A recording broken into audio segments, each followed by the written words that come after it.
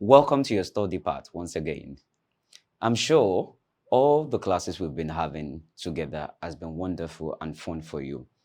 I'm sure also that you're actually gaining to a large extent most of the ideas and knowledge you need in tackling your Jamb examination as far as physics is concerned. All right, we'll be taking off with the questions from the comment sections which we got from you, our distinguished viewers. The first being this: a pilot records the atmospheric pressure outside his plane as 63 centimeter mercury, while a ground observer records a reading of 75 centimeter mercury for the atmospheric pressure on the ground. Assuming that the density of the atmosphere is constant, we are told to calculate the height of the plane above the ground. Now note, relative density of mercury is given as 13.0, while that of air is given at 0.00013. Having these values here now, something comes to mind. We want to relate what it's going to be in terms of the height of the plane in air relative to the height discovered as far as the atmospheric pressure reading is concerned. So this involves comparing pressure of the mercury with pressure in air. So we start with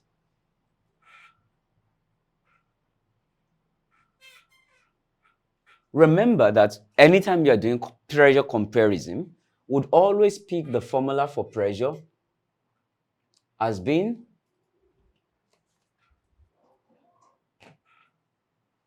pressure in mercury would be equal to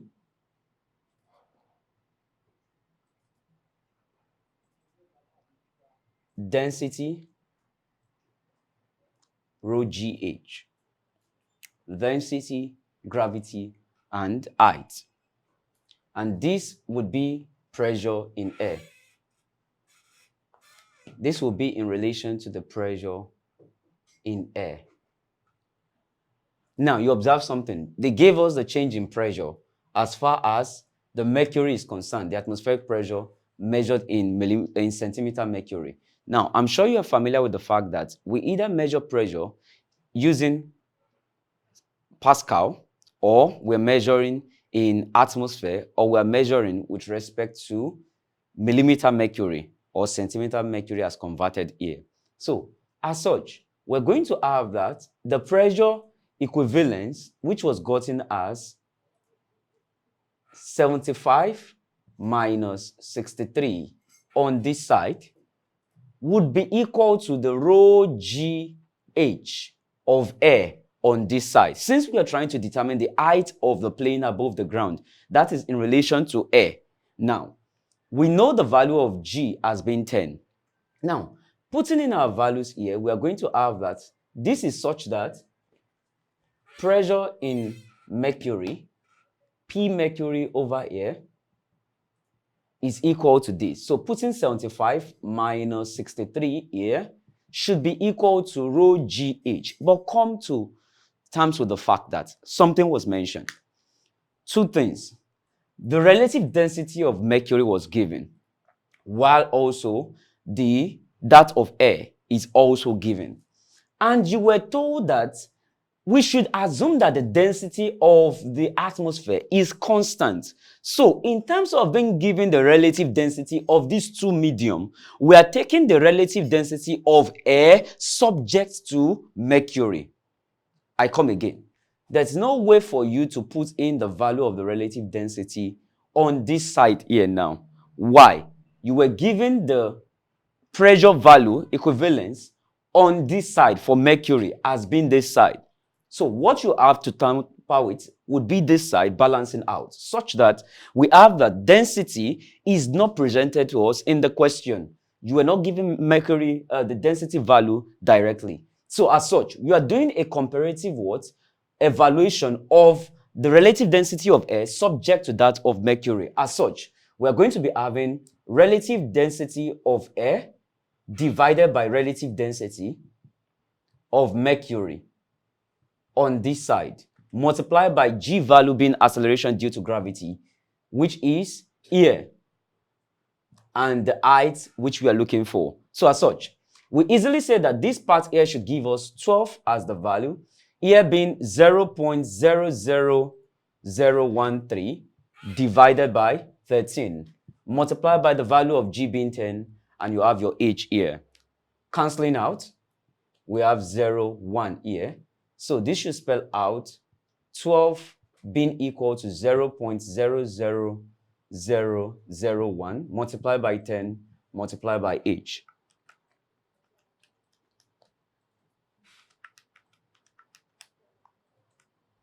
So these values having reduced to 0.00001 times 10. So we're striking out these two values.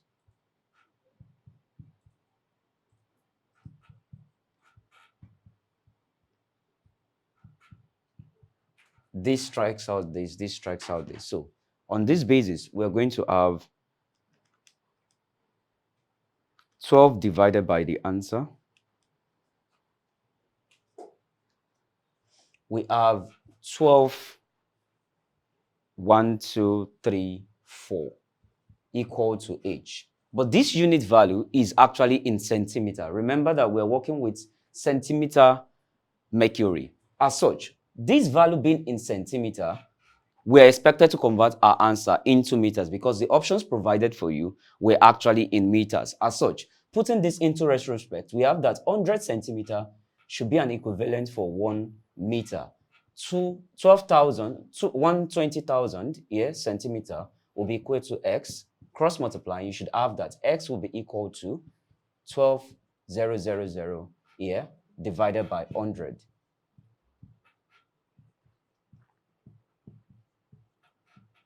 That marks out that the value of the height above the ground is actually 1,200 meters. Option A in the question. So there you have it. So key notes to check out from. Since you decided to bring the question on the platform, it's easy for us to guide you through as to why certain things are in place and as not to be deluded with various answers you get on the internet, which might get to confuse you. Because checking the same question on the internet, in some places you get to see them use the value of 0. The normal density of air being 0.0013. You were not given the density of air in this question. What you are given is the relative density of air relative to that of your mercury. So you have to compare the two together, and that's why we are doing the division at this instance in order to arrive at the final value as being 1,200 meters, having converted from centimeter to meters. So that answers this part. For the second instance, the question is with regards to gravitational force. And in this regards, we're asked to draw a comparison between the gravitational acceleration, which you are going to have, acceleration due to gravity on the Earth, subject to that of the Moon. So let's look at the parameters given to us. We have that for question 2. We are provided with the radius of the Moon. R for Moon has been equal to 1/4 the radius of the Earth. So Moon, I'm going to be using M henceforth. Earth, I'm going to be using E henceforth. So you're going to be seeing Rm equal to 1/4 Re. That with respect to the mass, we have that the mass of the Moon, as stipulated there, is equal to 1/81st, 1/81 that of the mass of the Earth.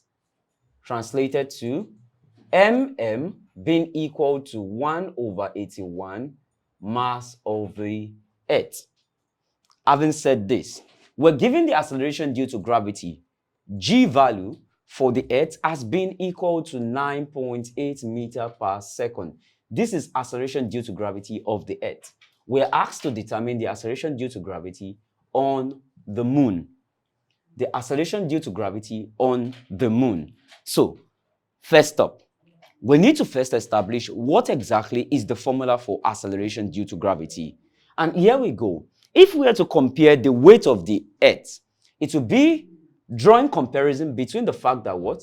The weight of the Earth would always be equal to the gravitational force. Gravitational force. The weight of the Earth should be equal to the gravitational force. As such, we have that mg here would be equal to g m1 m2 over r square. You're going to have that one mass will be striking out from here. We're having that g now is equal to g m over r square. So taking this as the gravity of the Earth, we have that GE here will be equal to the mass of the Earth divided by the radius of the Earth square. So that is what is expected of you to first note that we can compare the weight of the Earth. Note that the weight we're having here now is the weight of the Earth. Weight of the Earth is what we are picking here. So having this in place now, knowing this as the formula for acceleration due to gravity of the Earth, it's easy to now say that what? Based on this reasoning, we have that GME over RE square will be equal to 9.8 meter per second square. Because that is what is given to us based on this. Anytime we have GME over RE square, which is the gravitational acceleration due to gravity on the Earth, this is the value we should have. So in comparison with that of the moon now, what we are now going to have is, for the moon, we expect that G for the moon should be equal to the gravitational constant multiplied by the mass of the moon divided by the radius of the moon square. Putting in our values, we are going to have that the gravity on the moon is going to be equal to our G value, open brackets, the value for the mass of the moon in comparison to that of the Earth is actually 1 over 81, that of the Earth. Furthermore, the radius of the moon was given as 1 over 4 that of the Earth. So we should have 1 over 4 radius of the Earth, everything squared. Note that the square is going to affect every value which you are bringing on board. Remember that the radius of the moon is squared here. We are taking the square value for the radius of the moon here. As such, Rm single-handedly is 1 over 4 Re. As such, the square value is affecting everything. The 1 over 4 as well as the Re. As such, this is going to present to us Gm has been equal to capital G, acceleration due, the gravitational constant, multiplied by 1 over 81 me, then divided by the square value of what is in this bracket would be 1 over 16 Re square. 1 over 16 Re square. So, based on this here now, you can observe that the parameters with regards to our acceleration due to gravity on the Earth are showing up here. Meaning that we can isolate the normal numbers from the alphabet such that we have that Gm now will be equal to 1 over 81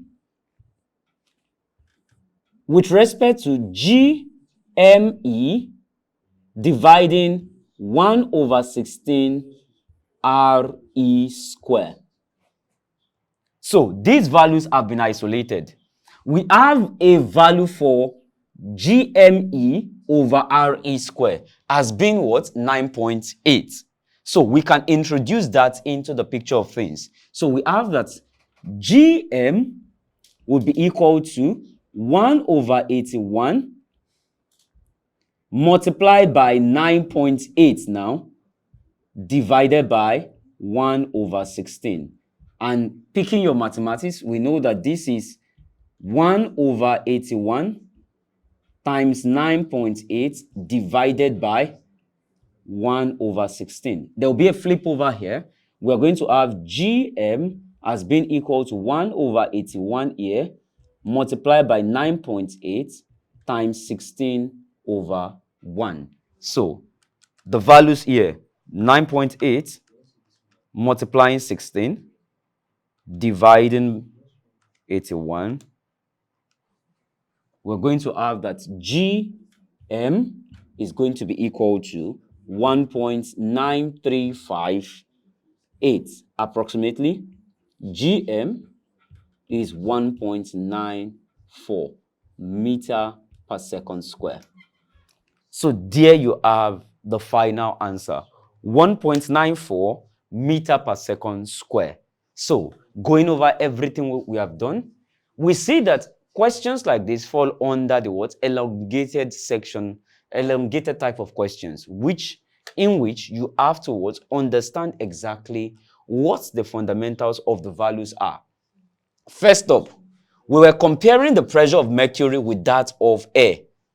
And from here, we discovered that the density of air was not given to us. Rather, in comparison, we're given the relative density of air subject to that of mercury. And that's why we're using that here, over here. Remember, we're told that what? We should assume that the density of the atmosphere is constant overall. The value is not changing overall. It is constant. As such, that allows us to compare the relative density of air with that of mercury. And upon solving, we got to this stage whereby we add 120,000 centimeter, based on the fact that the question was given to us in centimeter. So translating this into meters warrants us dividing by what? 100. And that leaves us with the final answer of 1,200 meters. And finally, on this side here, we're comparing the acceleration due to gravity of the moon with that of the earth. And all that it took us was to first indicate what the values of that of the moon, the radius of the moon is with respect to the earth, and that of the mass of the moon with relation to the mass of the earth. So on this note, we've been able to address the questions with regards to your comment section. Keep it coming. We'd always get to look at your questions. It matters to us a lot. Now, pushing forward, we can now enter into the course of what we were looking at the last class, talking about dynamics, whereby we come into question 4 different types of dynamics, which we talked about. Dynamics of bodies, of forces moving on horizontal surfaces. We have that, the dynamics of what? Inclined forces moving on horizontal surfaces, and lastly for that of inclined plane. So let's look at it.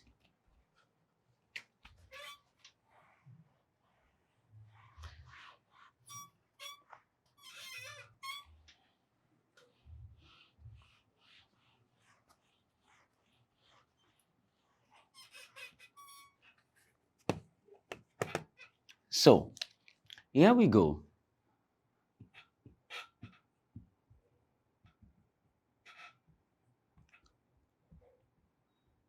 Dynamics continued.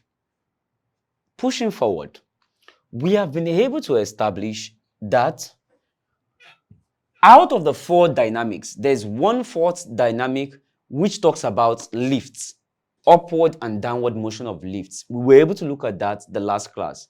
Picking the remaining 3 this morning, we talk about dynamics of horizontal forces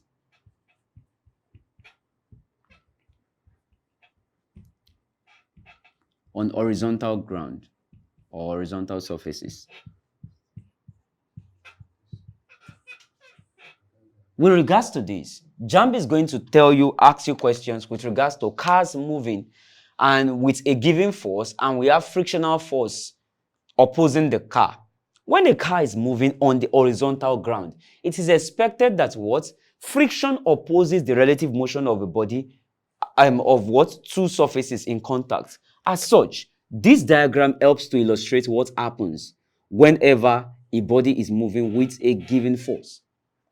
If a given horizontal force F is used to propel a body in the forward direction, you're going to have that an equivalent force or lower or greater, subject to what? Newton's third law. Remember, we said dynamics is a function effect of what? Newton's third law, which says that what? To every action, you must always have what? An equal and opposite reaction. Meaning that what? There's no amount of patience you are going to have.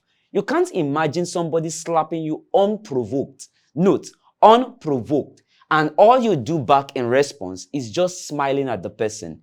It is not possible. Nobody would give you a dirty slap and you smile as a result. What you get to see is what? An opposite what? Reaction, such that what? An anger instigated what? Approach. You either get angry, ready to what? Launch back at the person, or you would have what? Even given back your own slap in the opposite direction before you come to terms with, oh, this person is older than me. So you get it now. We always have a counterbalance effect. As such, a force propelling this object in the forward direction will result in the frictional force in the opposite direction. When the force is moving in the forward direction, you are going to have a frictional force in the opposite direction. As such, we can now say that what?